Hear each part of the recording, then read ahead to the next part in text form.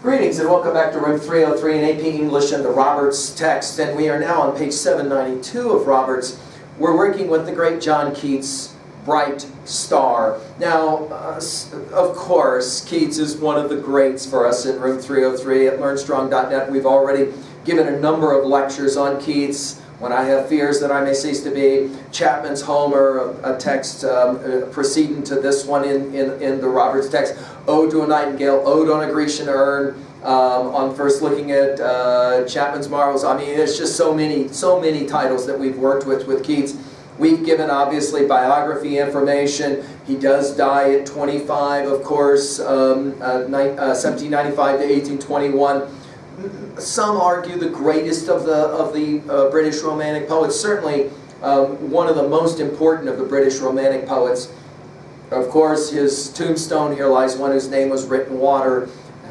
Keats didn't believe that he would be remembered, and yet, ironically, he is considered one of our greatest. Now, there's a lot of debate about this poem and the fact that why Keats is writing it in the first place. You'll go back and look at our comments on When I Have Fears That I May Cease to Be, and When I Feel Fair Creature of an Hour That I Shall Never Look Upon Thee More, Never Have Relish in the Fairy Power of Unreflecting Love. That notion of the girl and and the fact that he's not going to get the girl, of course, in large measure because of his illness, right?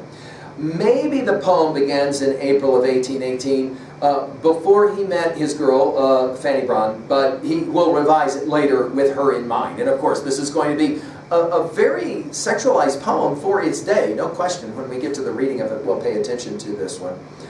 Some believe that this was, in fact, the last poem that Keats ever actually wrote. You can do your own research on this.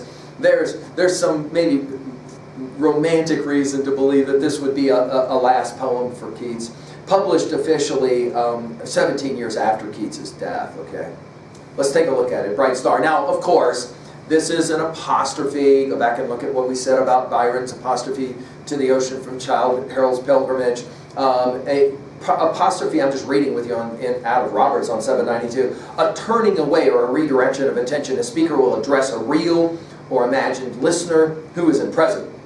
It's like a public speech with readers as audience, and it therefore makes the poem dramatic, we might say. An apostrophe enables the speaker to develop ideas that might arise naturally on a public occasion, as for example in Wordsworth's sonnet, London 1802, which we've lectured at learnstrong.net.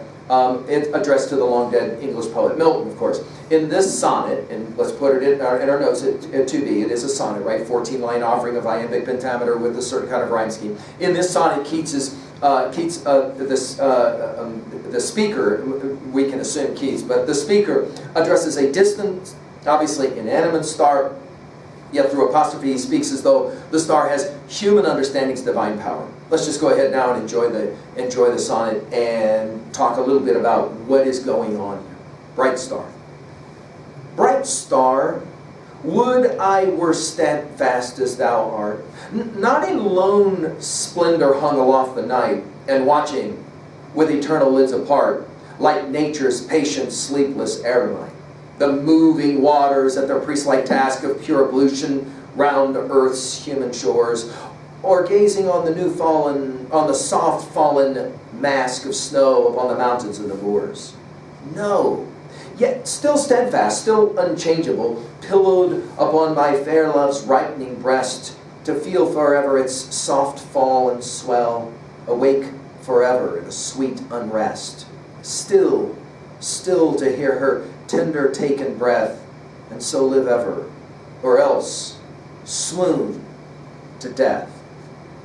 Now, of course, we've got all kinds of symbolism. Let's just get that out of the way at 2b quickly. We've got all kinds of symbolism going on here. Obviously, stars.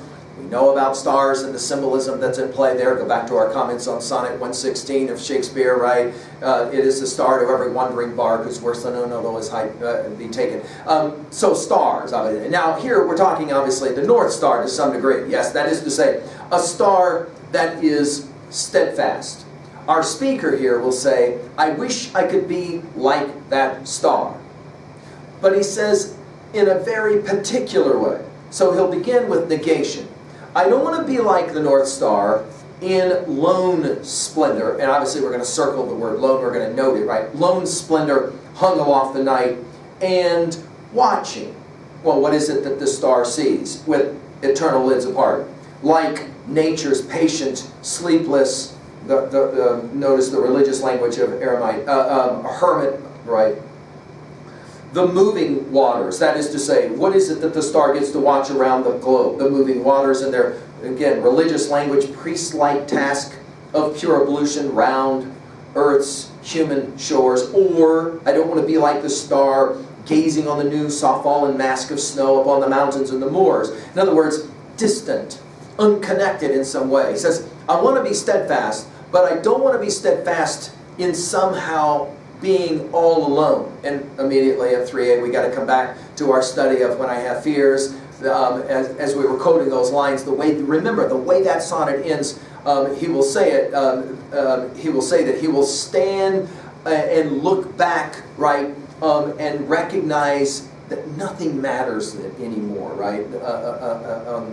As he starts to try to figure out whether his passing will have any real relevancy at all. And the whole issue, of course, of love comes to play in that one as well, right? Here, he says, no. He uses the word, no. Notice the dash. Yet, still steadfast, he says. Still unchangeable. By the way, notice how the word still keeps being repeated in this poem. Yet, still steadfast, still unchangeable. In other words, I want to be steadfast in this one way.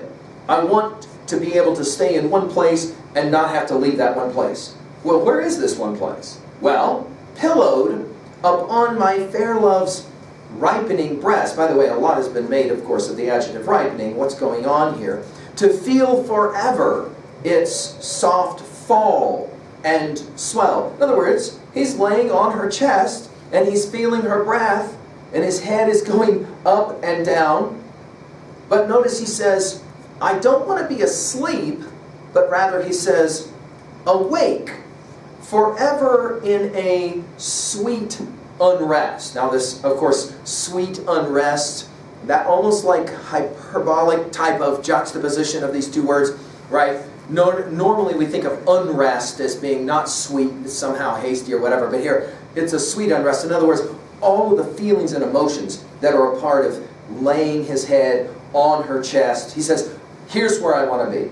And then he uses the word still twice. Still, to hear her tender taken breath. Again, notice the power of this language.